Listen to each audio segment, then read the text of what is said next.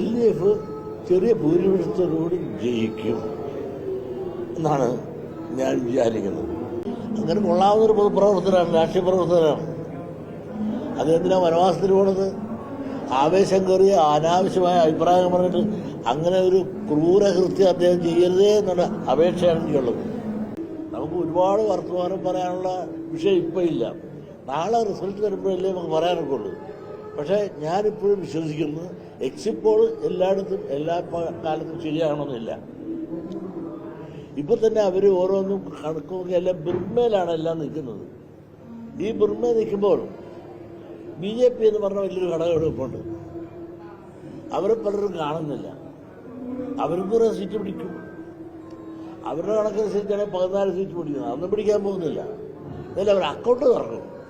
Account തുറക്കുമ്പോൾ അവരും കുറച്ച് സീറ്റ് പിടിക്കും. അവരെയൊന്നും കണക്കൂട്ടാതെ ഓരോരുത്തരും ഇങ്ങനെ ജയിച്ചു കൊണ്ടുപോകുമ്പോൾ സ്വാഭാവികമായിട്ടും ഒരു ചെറിയ മാർജിനിലല്ല, ആരായാലും ചെറിയ മാർജിനിലെ ഭൂരിപക്ഷം ഉണ്ടാകും. എൻ്റെ കണക്കൂട്ടനുസരിച്ചാണെന്നുണ്ടെങ്കിൽ ഇടതുപക്ഷ ഗവൺമെൻറ് പോകാൻ നേരത്ത് ഇവിടുത്തെ പാവങ്ങൾക്ക് ഒരുപാട് ഗുണങ്ങൾ ചെയ്തിട്ടുണ്ട്. 60 ലക്ഷത്തോളം പാവങ്ങൾക്കാണ് 4,000 രൂപ വീതം കൊടുത്തത്. അതിലെല്ലാം പ്രതിഫലനം കാണാതിരിക്കുമോ? അതിൻ്റെ അടിസ്ഥാനത്തിലാണ് പിന്നെ എക്സിറ്റ് പോളിലെല്ലാം ഉപരിയും LDFയിലെ മുഖ്യമന്ത്രി ഉൾപ്പെടെ അദ്ദേഹം വെറുതെ പറയത്തില്ല, അവഗാധമായി പഠിച്ചിട്ടായിരിക്കണം. അദ്ദേഹം പറഞ്ഞിട്ട് LDF വരുന്നു, UDFകാരും UDF വരുന്നു.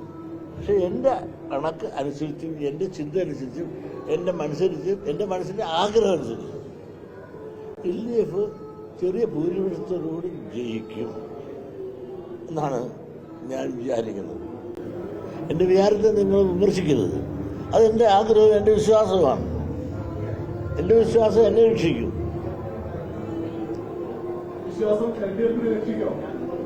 തീർച്ചയായിട്ടും LDF രക്ഷിക്കും. UDF ഇവിടെ ഭരണത്തിൽ വന്നാൽ പിറ്റേ ദിവസം ഇടിപിടിയല്ലേ വരാൻ പോണം. നിങ്ങളൊന്ന് ആലോചിച്ച് നോക്കുക. UDF ഇവിടെ ഭരണത്തിൽ വരാൻ പോകില്ല. വന്നാൽ തന്നെയുള്ള സ്ഥിതി എന്താണ്? കലഹമല്ലേ നടക്കുന്നത്. ഇപ്പം തന്നെ മുഖ്യമന്ത്രിയാകാൻ വേണ്ടി എത്ര പേരാണ് പരസ്പരം മത്സരിക്കുന്നത്? അതിന് ഹൈക്കമാൻഡ് കയറി വിലങ്ങിടുന്നത്. ഇപ്പം വരാൻ പോകുന്ന അല്ലെങ്കിൽ ഭരണം കിട്ടുമെന്ന് തോന്നിയപ്പോൾ ഇതാണ് സ്ഥിതിയെങ്കിൽ ഭരണം കിട്ടിയാലുള്ള സ്ഥിതി എന്താണ്?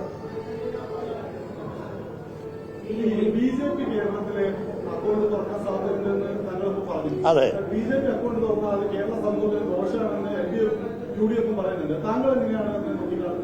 അവർക്ക് അക്കൗണ്ട് തുടങ്ങിയുള്ള ദോഷം എന്താണ്? ഇന്ത്യ ഭരിക്കുന്നവരല്ലേ. ഇത് ബംഗാളിൽ അവർക്ക് കിട്ടാൻ പോകുന്ന ഭൂരിപക്ഷം. അപ്പൊ BJP അത്ര ചെറുതായി എന്തിനാണ് കാണുന്നത്? ഇന്ത്യയിൽ നിന്ന് മഹാഭൂരിപക്ഷ സ്റ്റേറ്റുകളും BJP ഭരിച്ചുകൊണ്ടിരിക്കുന്നു. അപ്പൊ BJPയുടെ ഭരണം ഇവിടെ മോശമാണെന്നൊന്നും പറയാനൊക്കത്തില്ല ആൾ ഇന്ത്യ ബേസിസിൽ. അപ്പൊ അവർക്കിവിടെ കുറെ സീറ്റ് കിട്ടിയാലോ അവർക്ക് അക്കൗണ്ട് തുറന്നാലോ അത് ഇവിടെ ഈ രാജ്യത്ത് വലിയ സുനാമി സംഭവിക്കുന്നൊന്നും ആരും ധരിക്കേണ്ട കാര്യമില്ല.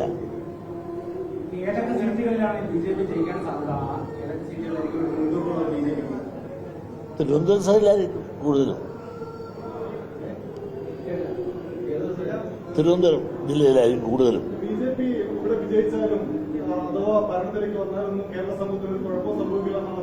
അത് ഒന്നും സംഭവിക്കില്ല. ഒന്നുമില്ലെങ്കിൽ ഒരു തിരുത്തൽ ശക്തിയായിട്ട് അവരിവിടെ ഉണ്ടാവുമല്ലോ.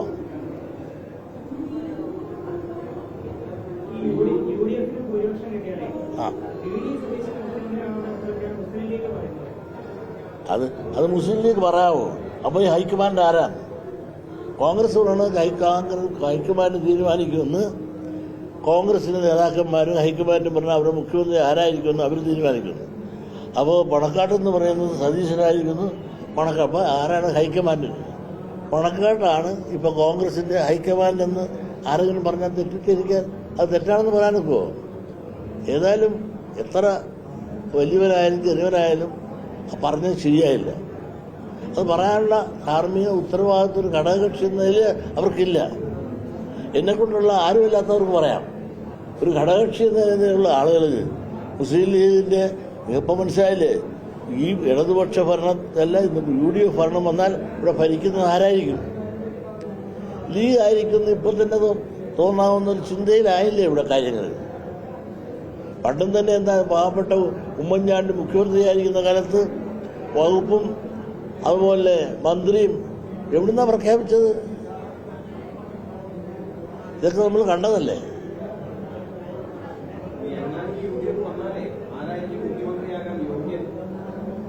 അത് അവർ ഹൈക്കമാൻഡ് തീരുമാനിക്കട്ടെ. അല്ല, ഞാൻ അവരാകുമെന്ന് ഒരിക്കലും പ്രതീക്ഷിക്കാത്ത എനിക്ക് ഒരു പേര് പറയേണ്ട എന്ത് കാര്യം?